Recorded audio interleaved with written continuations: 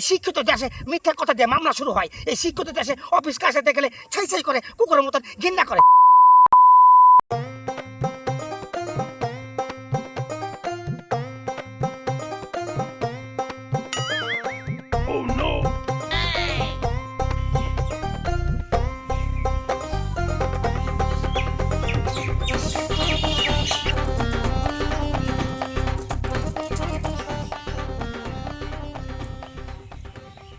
মা মাগো তেল গরম হয়ে গেছে।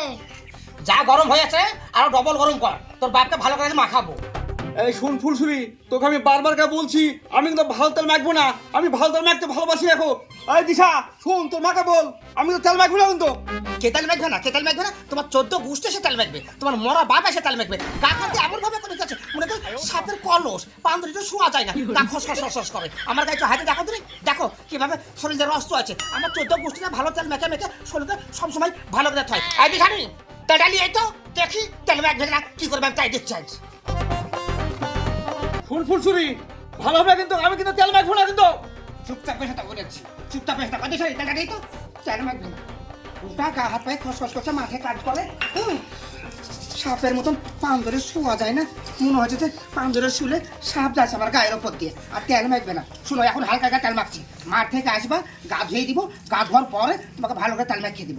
শুনো এখন তো দেখুন, যা তেল মাখানো মাখানো, তুমি মাঠ থেকে আসো, তারপরে তোমার তেল মাখাবো। যাও যা মাঠে যাও, মাঠ থেকে আসো, তারপর তোমাকে কিভাবে তেল মাখাতে হয় এই ফুলসুরি তেল মাখিয়ে দিবে।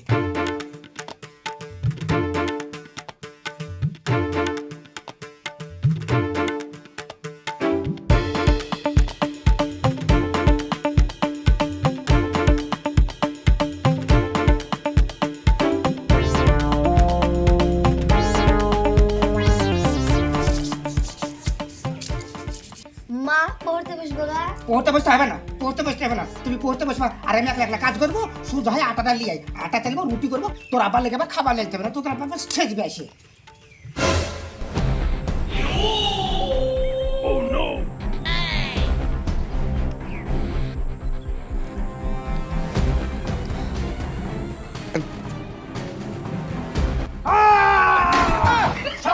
উত্তেজিত হবেন না, সবুজ এক্ষুনি আসবে।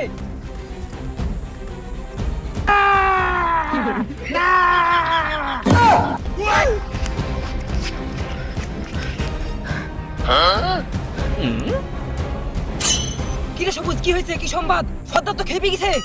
শুন সম্রাট, সর্দারকে খেপতে মানা কর।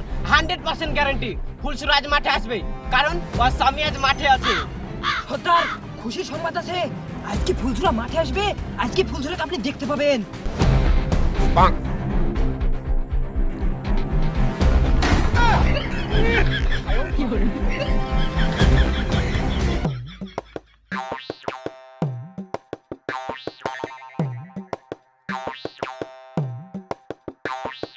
মা এদিক ওদিক কি দেখছো? ও তুই বুঝবি না আমি কি করছি। ও তো ওই পাড়ার সর্দার, বুঝে সর্দার নাই, ও আমার পেছনে লাগে। যতদিন তোর আব্বার কাছে খাবার নিয়ে এসেছি ততদিন আমাকে দাঁড়িয়েছে, জোর করে ধরার চেষ্টা করেছে। তাই আমি খুঁজছি এদিক ওদিক আসে মিলিয়ে। চল যাই।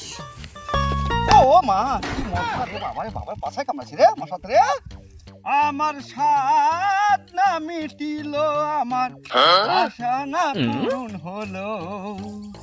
ফুলসুরার মা একটা মোটরসাইকেল কিনে দিল না।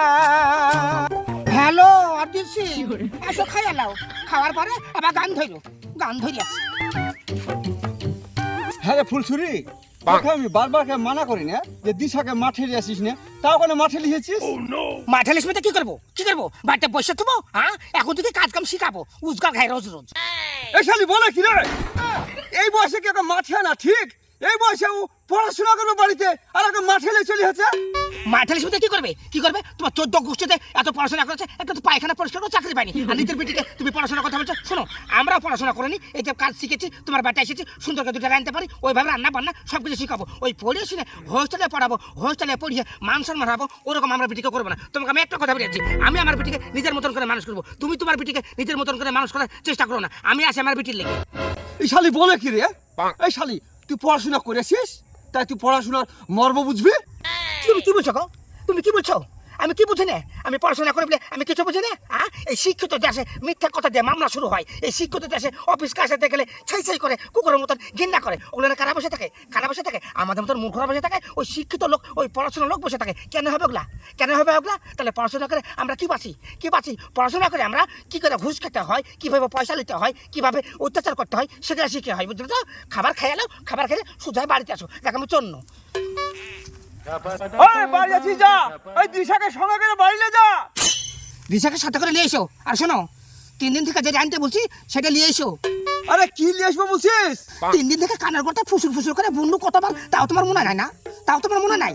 বান্ধবী পিঠি বসে আছে, লজ্জায় 3 দিন থেকে আবার জিজ্ঞেস করে না। আরে কি নিয়ে আসবো বল, আমার মনে নাই।